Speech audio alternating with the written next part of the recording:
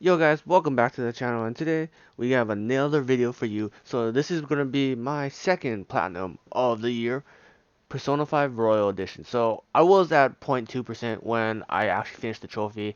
It took me a day to record for this, so right now, even though it's at a 0.3, I was at 0.2%. Honestly, when I updated the trophy from a point 1, it went to a point 2, so I consider myself 0.2% of Persona 5 Royal.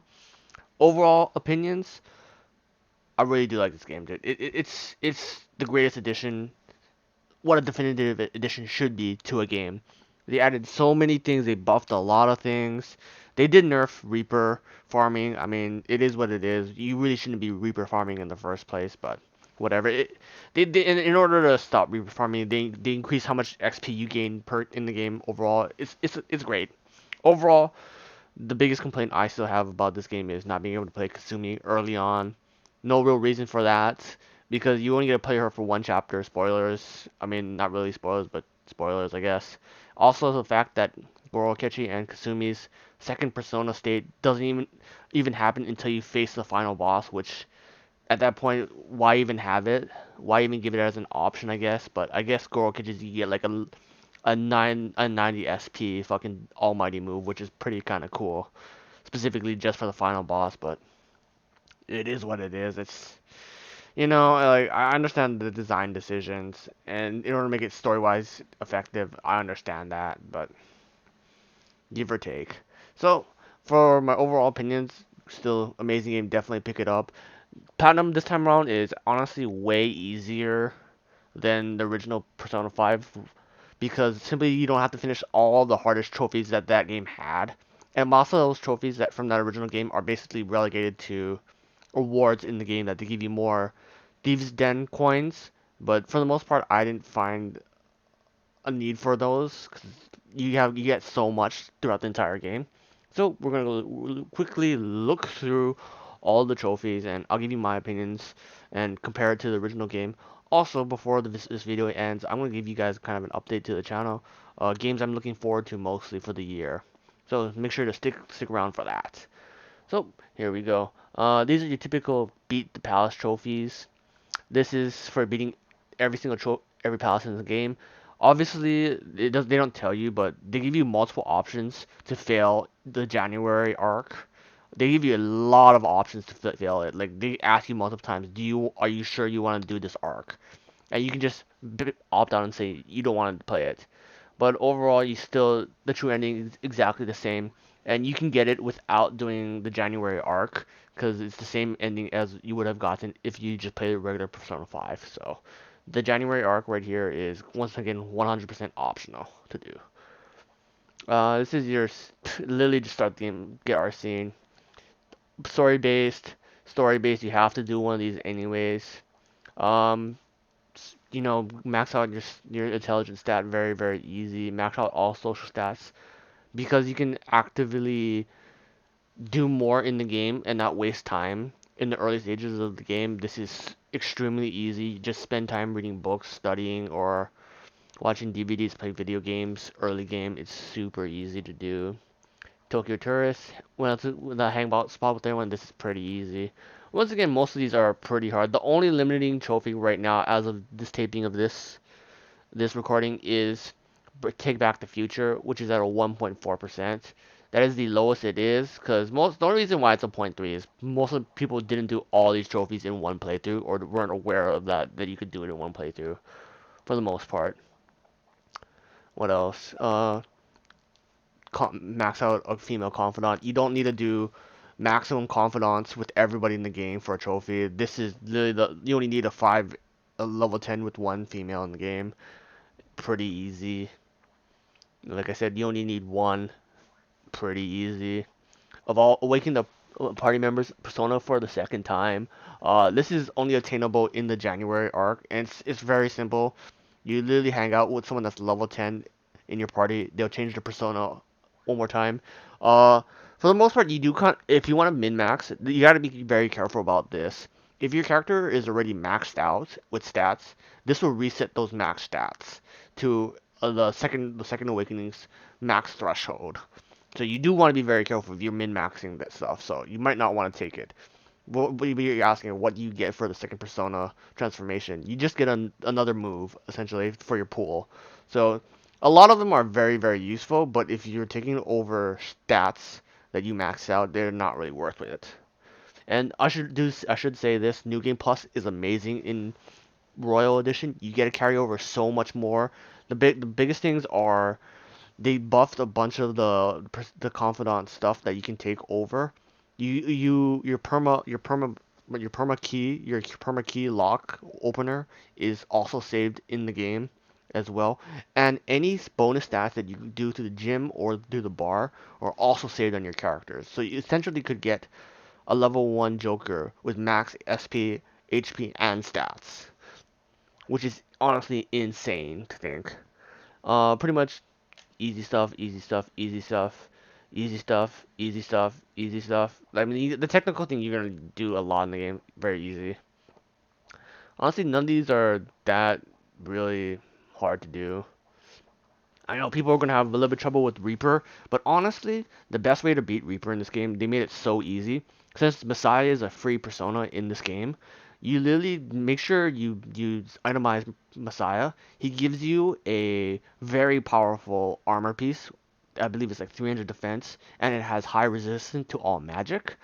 If you do it during if you sacrifice Messiah during a red alarm, he gives you the EX version of it, which just has more defense, which of course is honestly better. But if you don't want to waste the time to do that, you can just do the regular version, and you still get the same results. With the EX, what the serious armor does is, like I said, it reduces all incoming magic damage by a severe amount, which is insane. Like literally, I was running Joker with firm stance, which reduces all incoming magic damage, anyways, technically all damage. And Reaper with that armor was doing barely under 50 damage to Joker, and I wasn't even max level. Like legitimately, it was Reaper is such a joke in this game with that armor. The only thing you have to worry about is his instant KO moves. But once again, if you have no dark and no bless, I mean no curse, no bless, you're fine. You don't have to worry about Reaper at all with that strat. Very very exploitable, and you can basically do that in order to get max level anyway. So very very easy. Everything else pretty standard. Clean out LeBlanc is something new they added to the game. You just simply during the night you can clean LeBlanc. Just go to the bathroom and it increases your kindness by 1 point. It's good if you don't have anything to do. You just want to farm stats, but you just need to do it once. Work a part-time job, batting cage. You don't even have to hit a home run. You just have to go to the batting cages. That's how easy this is. Before in the original game, it was you had to hit a home run. Now you don't. Pretty easy. This one's a little bit different for the bathhouse one. You have to pass out. So the only time you can do this is when it's raining. There's gonna be less people there, so you can heat up the public baths more. So you have to do this during rain. So here you go. Win the lottery, pretty easy. Crane game was getting pretty easy. There's gonna be an award for getting 5 crane game wins. Might as well do that at the same time. Easy, sold clothing, old clothing. Game of darts, you're gonna do this anyways. Billiards, you're gonna do this anyways. Jazz club, you're gonna do this anyways. Part of the game, make sure you do it. Visit the temple, customize a gun. And he also the customizations for the guns in this game go insane, dude. Like he can buff up the power to some insane stats later on in the game once you get him to max level, and it's insanely good. Then this one, you don't even have to capture the Guardian anymore. You just literally have to do the Angler game. But of course, if you catch the Guardian of the Pawn, you do get an award for it for more Thieves' Den points. That's up to you guys whether you do it or not.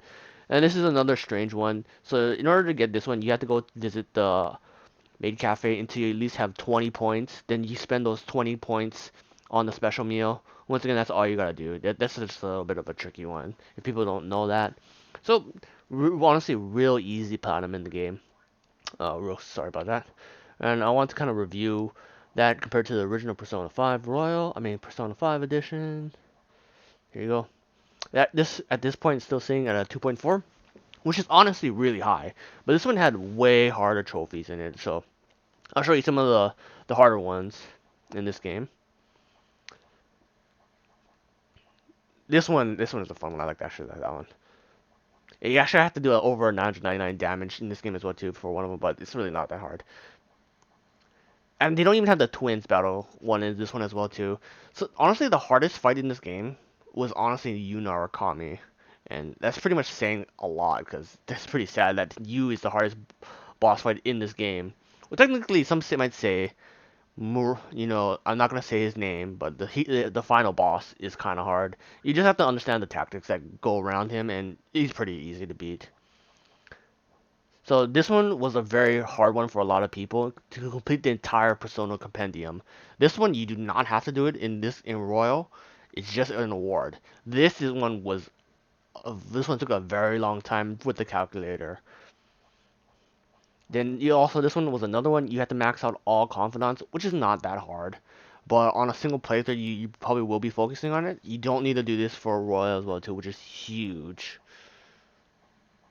I mean, we also have Reaper, but in this game, you can just do the fear exploit, and Reaper will just kill himself. And everything else is pretty much easy. Drink Fanatic was kind of a weird one in the first game because you couldn't get this trophy until the end of the game because some drinks won't be available. But realistically, those are some big ones. Even like this, showing you actually need to be guarding the pond in order to get the trophy. But unlike the newest one where you just have to fish, which is pretty easy. You don't need to customize gun. You create all infiltration tools. You don't have that in this game, but once again, I really suggest people to do that, especially for the permalock now. Read all books. Once again, that's relegated to an award. It's not even a trophy anymore. Very, very time consuming. You don't even get one for creating Satanel, which is theoretically the best persona in the game.